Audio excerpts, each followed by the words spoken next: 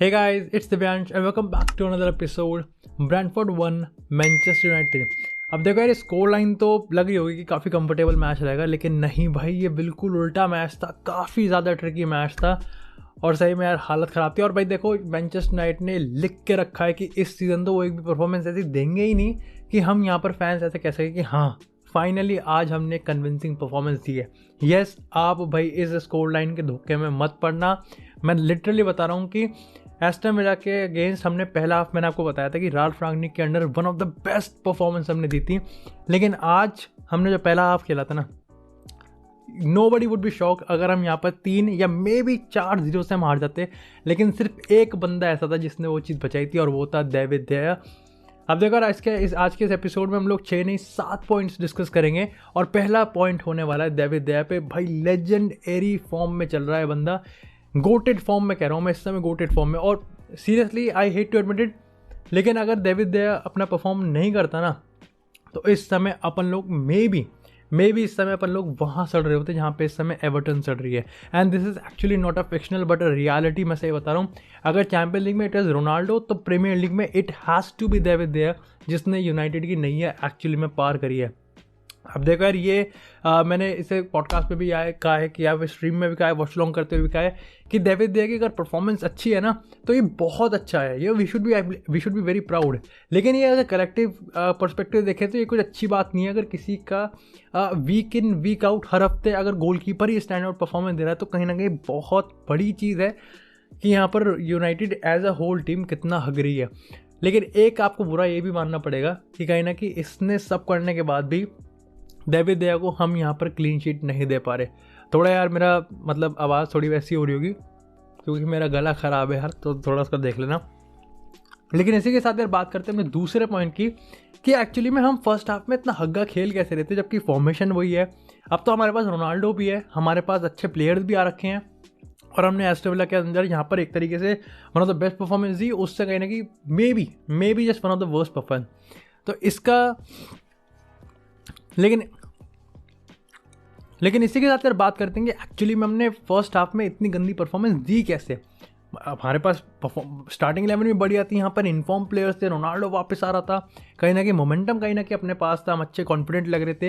Aston villa के under हमने first के अगेंस्ट हमने फर्स्ट हाफ में बढ़िया परफॉर्मेंस दी। तो यहाँ पे हमने क्या हक दिया। अब देखो, इसके रिगार्डिंग 2 परसेप्शन है, एक है ब्रेंटफोर्ड का और है क्या यूनाइटेड का। यूनाइटेड की अगर सही से बात करें तो इनसे सिंपल चीज़ें भी नहीं हो रही थी, कॉम्प्लिकेटेड तो बात की बात है। इनसे सिंपल पासिंग भी नहीं हो रही थी। मतलब वो आई थिंक फ्रेड क्या कर रहा है, स्कॉट मैकटोमिने देखो मेरे लिए तो सॉलिड था। मेरे लिए इस गेम में I think he did a good job मैं कहूँगा, सॉलिड भी मैं गुड सॉलिड कहूँगा, लेकिन ऐसा कुछ नहीं कहूँगा कि स्टैंड आउट ही कर गया। वो अच्छा था, ही डिड हिज जॉब। जो रांगनिक ने उसको जिस चीज़ के लिए उतारा था वहाँ पे उसने वो करा। बट फ्रेड फर्स्ट हाफ में ही वॉज एक्चुअली हॉरेबल। अब देखो यार, फ्रेड को लेके कईयों के काफ़ी अलग अलग तरीके से वो हो सकते हैं कि भाई इस पे जज करो। लेकिन एक चीज़ हमें माननी पड़ेगी कि फ्रेड प्रेशर में बहुत गंदा खेलता है। कहीं ना कहीं उसके प्रेस करते तो उसकी जो उस टाइम की जो फाइनल डिसीजन पास होता है ना, वो कहीं ना कहीं थोड़ा हग्गा था।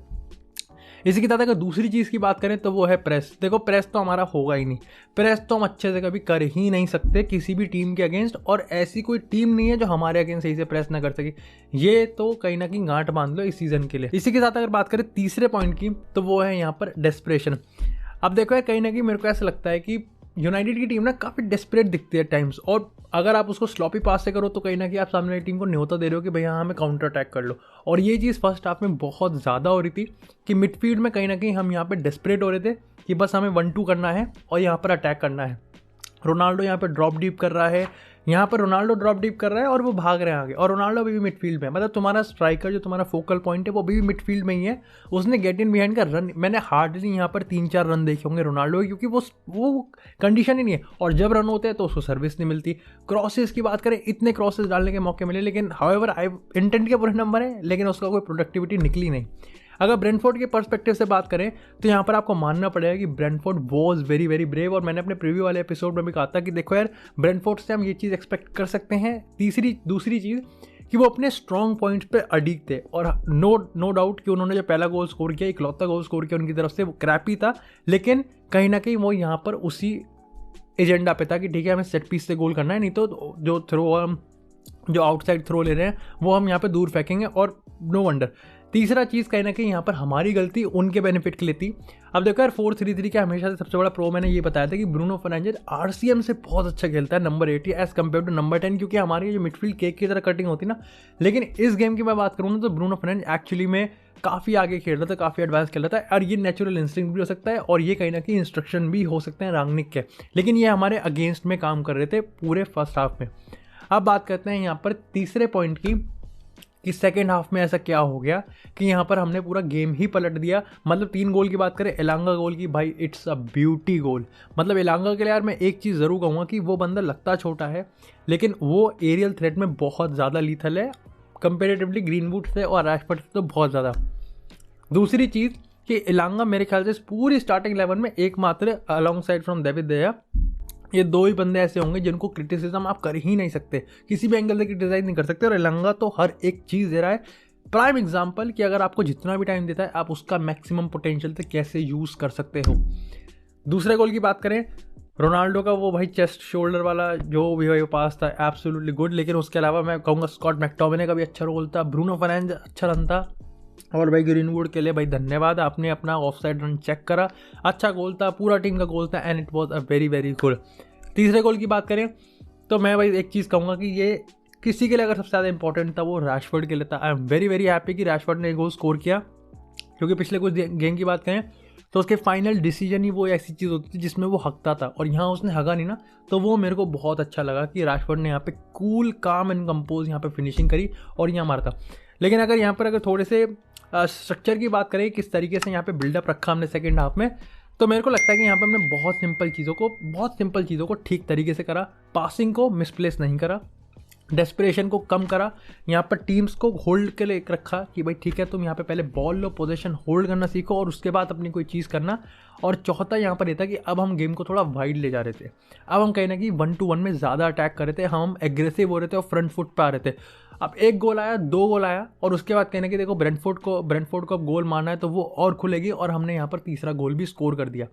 अब बात करते हैं यहाँ पर चौथे पॉइंट की, जो सबसे बड़ा पॉइंट होगा कि यहाँ पर रोनाल्डो को सब्स्टिट्यूट कर दिया गया। मैं झूठ नहीं बोलूँगा, शुगर कोटिंग नहीं करूँगा, मेरा पहला इंप्रेशन अगर आपने वॉच लॉन्ग में मेरे देखा होगा तो मैंने यही कहा था कि यार रोनाल्डो को सब्स्टिट्यूट क्यों कर दिया यार।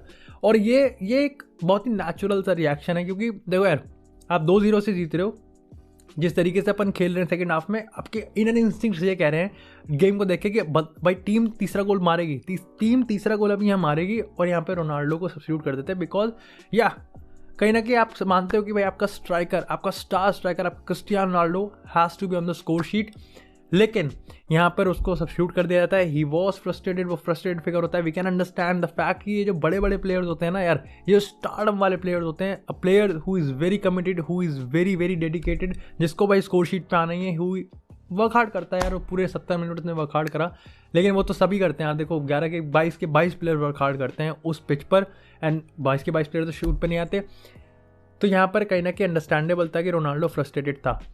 लेकिन जो सबसे अच्छी चीज़ मुझे ये लगी ना कि यहाँ पर जिस तरीके से रांगनिक ने इस चीज़ को हैंडल करा। अब सबसे पहले तो यहाँ पर ये हमें मानना पड़ेगा कि रांगनिक ने, आपने वो पिक्चर देखी होगी जब रांगनिक और रोनाल्डो एक्चुअली में बात कर रहे थे, ये एक बहुत बड़ा एग्जाम्पल है एक अच्छे मैनेजर का और एक अच्छे मेंटोर का।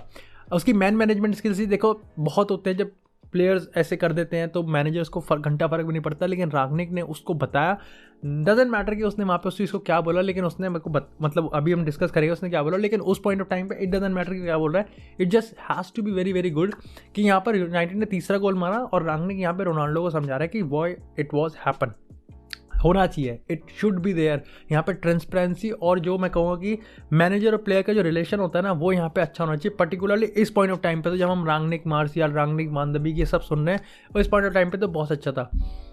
अब बात करते हैं यहाँ पे तीसरी चीज़ की कि क्यों।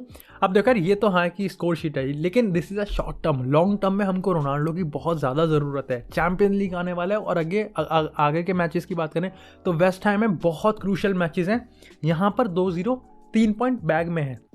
यस, यहाँ पर रोनाल्डो स्कोर शीट पे है, it's not an objective of पूरी टीम का ऑब्जेक्टिव नहीं है ये रोनाल्डो का ऑब्जेक्टिव हो सकता है, रोनाल्डो के फैंस का ऑब्जेक्टिव हो सकता है, मेरा भी ऑब्जेक्टिव था, लेकिन ये पूरी टीम का ऑब्जेक्टिव नहीं है और हमें टीम को ऊपर रखना है। हम यहाँ पर जीत रहे हैं, बैग में आ गए, रोनाल्डो ऑलरेडी इंजरी से वापस आया, हम उसको रिस्क नहीं कर सकते, and this was a good decision. तो ये मेरे को लगता है कि यहाँ पर काफ़ी ज़्यादा सही था। इसी के साथ यार बात करते हैं अपने मिडफील्ड प्रॉब्लम की। इस सेक्शन में अपन लोग थोड़ा सा रिव्यू करेंगे। फ्रेड मेरे को लगता है कि एवरेज था, या सेकेंड हाफ में पूरी टीम ही कलेक्टिवली इंप्रूव करी, लेकिन फ्रेड मेरे को फर्स्ट हाफ में काफ़ी ज़्यादा, मैंने जैसा बताया कि थोड़ा मेरे को लगता है कि उसके लास्ट मिनट डिसीजन तो होते हैं थोड़े ऐसे रहते हैं। स्कॉट मैकटॉमिने मेरे लिए तो सॉलिड गुड था भाई, वो उसको जो काम के लिए रखा था वो था। लेकिन एक चीज़ जो माननी पड़ेगी कि अगर हम इस फॉर्मेशन के साथ यार कंटिन्यू कर रहे हैं तो हमको यहाँ पे बहुत बड़ा हम गैम्बल कर रहे हैं हम एक्चुअली में एक CDM के, क्योंकि हम सिर्फ एक CDM के साथ खेल रहे हैं और उसको डैम गुड होना पड़ेगा अगर हमको यहाँ पर चीज़ें अच्छी करनी है तो। And this has to be solve. अभी नहीं, मेरे को लगता है कि जनवरी ट्रांसफर विंडो में तो इस चीज़ को सॉल्व हो जाना चाहिए। अगर अभी नहीं तो मेरे को लगता है कि हम यहाँ पे समर ट्रांसफर विंडो में बिक जाने वाले हैं, यहाँ पे एक बड़ी साइनिंग करने वाले हैं। इसी के साथ अगर बात करें अपने लास्ट पॉइंट की, वो है यहाँ पर द कंक्लूजन की, टॉप 4। मैं बड़ा खुश होता, लेकिन मैं खुश नहीं हूँ। मतलब ठीक है, न्यूट्रल पॉइंट से खुश हो सकते हैं, लेकिन यूनाइटेड फैंस के ऐसे इस सीट पे बैठ के तो मैं खुश नहीं हो सकता। स्पर्स ने 2 मिनट में 2 गोल कर दिया और 3-2 से लेस्टर को हरा दिया। अगर वो पॉइंट्स ड्रॉप करते हमारे लिए बहुत अच्छी चीज़ होती, क्योंकि इस समय एक्चुअली में वो अगर अपने सारे मैचेस जीत गए तो वो ना ही सिर्फ टॉप 4 में एंट्री लेगी, बल्कि वो चेल्सी को भी लीप फ्रॉग कर लेगी। इतनी लीथल लग रही है इस समय स्पर्स। और जस्ट इमेजिन कि उनका इस समय यहाँ पर जो मेंटालिटी है वो कितनी ऊपर की होगी। अब देखा जी, मैंने एपिसोड की शुरुआत में ही बोला कि ये कसम बांध ली है कि अपन लोग कन्विंस नहीं करेंगे इन्हें, अपनी एक ऐसी परफॉर्मेंस देंगे ही नहीं, यूनाइटेड कभी देगी ही नहीं कि अपन लोग कन्विंस करें, शांति से सो जाए। आज भी अगर हम सेकेंड हाफ की बात करें खुश, लेकिन फिर आपको फर्स्ट हाफ भी काउंट करना पड़ेगा। बंदे तो वही है, सेकंड हाफ में भी वही खेल रहे हैं, फर्स्ट हाफ में भी वही खेल रहे हैं। डिफरेंस क्या है? डिफरेंस सिस्टम का डिफरेंस यहाँ पर। मतलब अगर हर दिन इनको डांट लगानी पड़ेगी क्या? वो तो नहीं हो पाएगा। हाँ, 45 मिनट के बाद हाफ टाइम में रांगनिक ने बताया होगा भाई देखो ये सिंपल चीज़ें तुम गलत कर रहे हो, लेकिन this has to be done before the kick off. ये 0 मिनट के बाद होना चाहिए, ना कि 45 मिनट के बाद होना चाहिए। और आने वाले टाइम के अगर मैचेस की बात करें, वेस्ट हैम का मैच एक मस्ट विन मैच है, क्योंकि अब यहाँ से हमको टॉप 4 में पॉइंट्स तो पिकअप करने हैं, लेकिन टॉप 4 के जो कंटेंडर्स है ना उनको यहाँ पे ख़त्म करना है अगर यूनाइटेड को टॉप 4 में जगह बनानी है। That is Spurs, Arsenal and West Ham. और वेस्ट हैम हमारा अगला शिकार है। टू बी फेयर, मेरी फट रही है, बिल्कुल है, फटनी चाहिए। और यहाँ पर इस समय वेस्ट हैम एक कॉन्फिडेंट पोजीशन पे, लेकिन टू बी वेरी फेयर, यहाँ पर हम मोमेंटम की बात करें, अपने मोराल की बात करें, तो अभी कहते तो हमारा सर भाई सही में सही काफ़ी ऊंचा है। बाकी that's it for this episode guys. I hope आपको एपिसोड पसंद आया हो। अगर एपिसोड पसंद आया हो, मैं किसी परसेप्शन को मैं भूल गया हूँ या फिर किसी पॉइंट को मैंने नोट नहीं किया हो, तो do let me know in the comment section. बाकी आपने अभी तक चैनल को सब्सक्राइब नहीं किया तो चैनल को सब्सक्राइब कर दें। आपको इसी तरह फुटबॉल से रिलेटेड एक्सक्लूसिव कंटेंट चैनल पर मिलता रहेगा। तब तक के लिए stay tuned, stay safe and I will see you guys in the next video.